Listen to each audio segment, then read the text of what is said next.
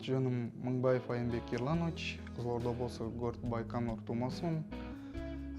Алматы қаласында стоматологический колледж имени Рузудинова бітіргем. Одан кейін Оренбург қаласына, Ресей Федерациясында сол жақта бакалавр және ординатура по челюстной хирургии өтіп, практика өткен отделениемде жұмыс жасадым. 8 жылдай Орынборда болдым. Одан Ақтөбе қаласына қайттым. Ақтөбе қаласында 1-2 айда жұмыс жасап, Нұрғабыл Абуовичтің шақыртылуымен осы детская областная больницаға жұмысқа орналастым. Енді осы детская областная больницада детский челюстно-лицевой хирург мамандығы бойынша жұмыс жасап жатырмын.